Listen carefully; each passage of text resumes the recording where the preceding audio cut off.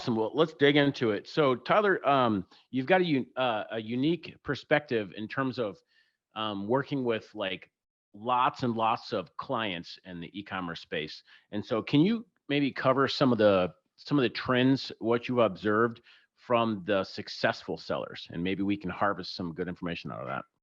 Yeah. So I think I heard a friend say this the other day. Every CEO makes money in a bull market, right? So we had most e-commerce brands in 2020 and 2021 felt like superheroes because it was pretty frothy. And I think what we're seeing now that things have sobered a little bit is the companies that have, it's kind of like a win for common sense, but the companies that have a better fundamental value proposition, like they actually are connected with their customers and that they have great products. Their products are actually solving a real problem. Those products it's harder to have a Me Too product be successful right now. And so I think accounting is what it is. I think at the end of the day, product rules and our relationships with our customers are crucial. And so the kinds of brands that are doing the best right now are the ones that are not running out of cash. That's kind of first and foremost in a weird market.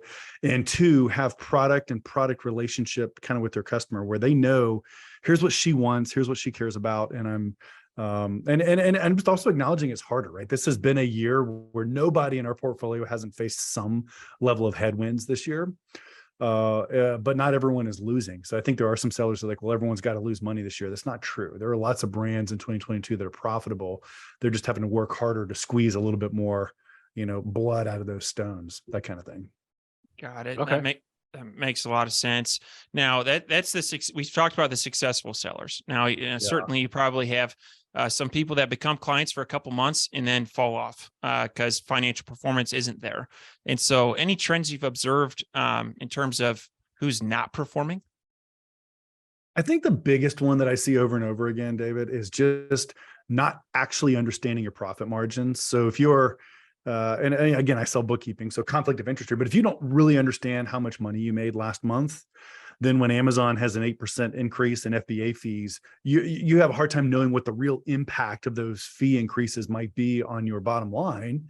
And I'll give an example. I was on a call with a CFO client this week who is still losing money on these new product launches. I'm like, okay, like help me articulate the plan. How are we going to get this thing to profitability? He's like, well, we're gonna tolerate this really high tacos to get to a certain ranking, and then we're gonna be okay, and we're gonna be able to ease back.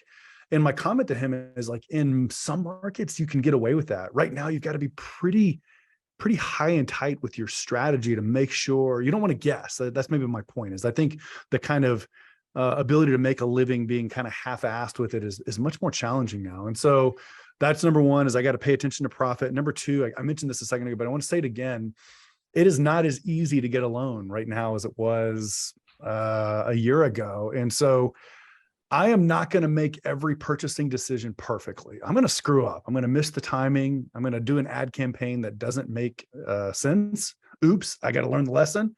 And so making sure that I have a little bit of extra cash on my balance sheet, a little bit of money in the bank, so that I can weather the storm if I have to pay some. My dad used to call it education expense, right? If I make a bad choice and it costs me money, it doesn't have to kill me if I have cash, but it's at least education expense. And so I just encourage everybody right now to have a little bit of money in the bank account so that in case you have to fund any education expense, you can. Okay. In these first two questions, we've talked about successful sellers, unsuccessful sellers. I want to pop back to the successful sellers really quick and ask a question about Q4, which is very timely as we're talking right now.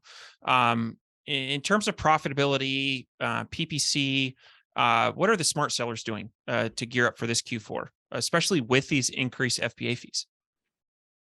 Yeah, I think it's more important than ever now to have kind of a coordinated strategy. Like you obviously, here's kind of the way I view it. If I could somehow stack rank my ASINs, like let's say I sell 10 different products, and if I could understand from top to bottom, this one's my most profitable product, and this one way at the bottom is my least profitable.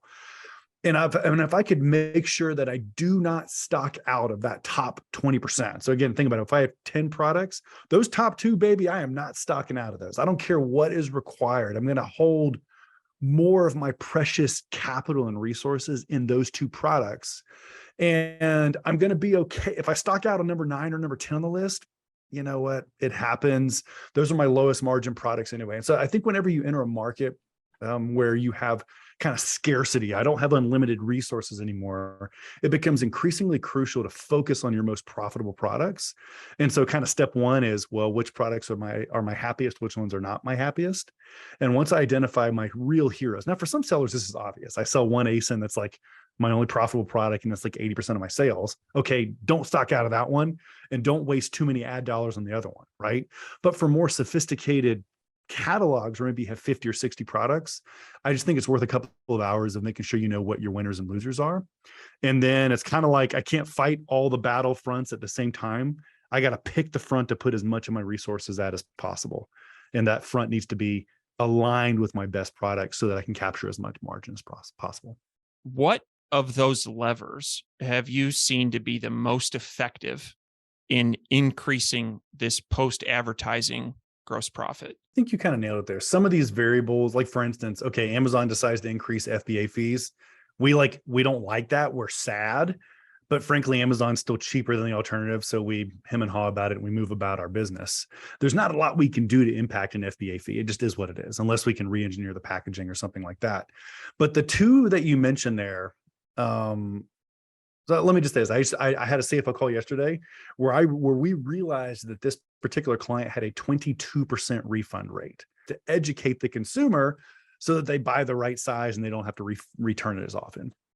That's, if you ever see anything like that, celebrate, because that's a sub $10,000 investment you can make and maybe have a substantial impact on your bottom line.